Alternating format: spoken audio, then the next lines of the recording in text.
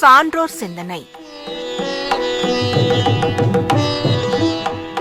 வழங்குபவர் முனைவர் SP Benjamin Ilango அவர்கள்.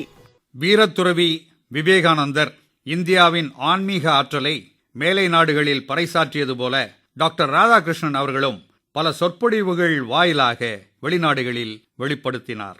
1926 ஆக்ஸ்போர்ட் பல்கலைக்கழக கல்லூரியான மான்செஸ்டர் கல்லூரியில் ஹிந்துவின் வாழ்க்கை நோக்கு என்ற பொருளில் பேசினார். தி ஹிப்பர்ட் ஜேர்னல் என்ற தலைசிறந்த பத்திரிகையின் ஆசிரியர் டாக்டர் ஜாக்ஸ் என்பவர் இவ்வாறு கூறினார்: இந்திய நாட்டுக்கு வெளியே முதன்முறையாக எங்களது கல்வி நிலையத்தில் ஆன்மீக சொற்பொழிவு ஆற்றியதன் மூலம் டாக்டர் ராதாகிருஷ்ணன் எங்களுக்கு மிகுந்த பெருமையை அளித்துள்ளார் என்று கூறி அகமகிழ்ந்தார். பிராட்லாவும் சங்கரரும் என்ற தலைப்பில் கேம்பிரிட்ஜ் பல்கலைக்கழகத்தில் ஆற்றிய உரையால் அந்நியர் ஆதிக்கத்தால் பாரத நாட்டின் ஆன்மீக செல்வம் எந்த அளவும் குறைந்துவிடவில்லை என்பதை உலகமே அறிந்து கொண்டது. இந்து மதத்தின் சிறப்புகள் பற்றி ஐரோப்பியர்களான எங்களுக்கு டாக்டர் ராதாகிருஷ்ணனை விட யாரும் சிறப்பாக விளக்க முடியாது என்று மேலை நாட்டு பத்திரிகைகள் புகழாரம் சூட்டின. உலக புகழ்பெற்ற லண்டன் பல்கலைக்கழகத்தில் அவர் ஆற்றிய ஹிப்பர்ட் சொற்பொழிவு தொடர் அவருடைய பெருமையை பறைசாற்றுகிறது. அந்த லண்டன் பல்கலைக்கழக துணைவேந்தர் இவ்வாறு குறிப்பிட்டார்: இன்றைய மனிதனை அச்சங்களும் ஐயங்களும் சூழ்ந்துள்ளன என்பது உண்மை. டாக்டர் ராதாகிருஷ்ணனின் உரைகளை கேட்ட பிறகு எதிர்காலத்தை பற்றி நமக்கு உறுதியான நம்பிக்கையும் தைரியமும் ஏற்பட்டுள்ளன. அவர் சொற்பொழிவாற்றிய நயம் கண்டு நாம் வியந்தோம். ஆங்கிலம் அவருடைய தாய்மொழி அல்ல, எனினும் அதை அவர் லாவகமாக கையாளும் அழகை கண்டு மலைக்கின்றோம். மிகச்சிறந்த தத்துவ ஞானியான இவரின் உரைகள் மூலம் பாரத நாடு என்றென்றைக்கும் சமயங்களுக்கும் தத்துவங்களுக்கும் பெயர் பெற்றது என்பதை தெளிவாக புரிந்து கொண்டோம் என்றார்.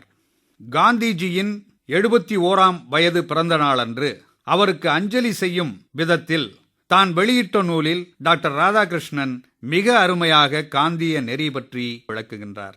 அன்பு நெறியை ஆங்காங்கு சிலர் தங்கள் சொந்த வாழ்க்கையில் பயன்படுத்தியுள்ளனர். ஆனால் சமுதாய விடுதலைக்காகவும் அரசியல் விடுதலைக்காகவும் அன்பு நெறியை பிரயோகித்தது காந்திஜியின் மிகப்பெரிய வெற்றியாகும். துணிவோடு யாராக இருப்பினும் தம் கருத்தை சொல்வதில் டாக்டர் ராதாகிருஷ்ணன் பின்வாங்கியதே இல்லை. அவர் மாஸ்கோவில் இந்திய தூதராக பணியாற்றிய போதுதான் இந்தியாவுக்கும் ரஷ்யாவுக்கும் உறுதியான நட்புறவு மலர்ந்தது.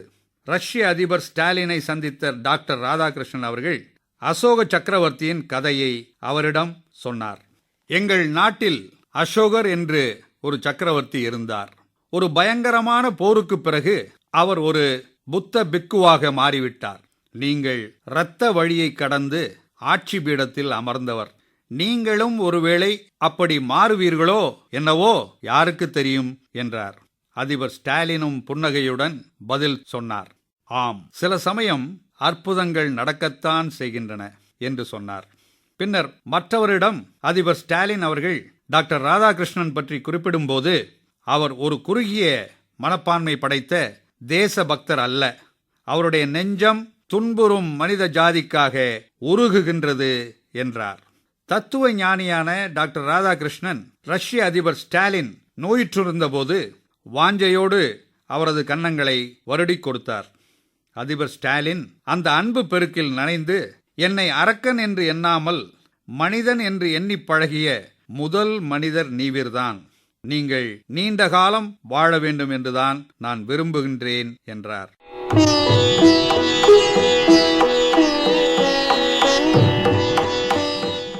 சான்றோர் சிந்தனை.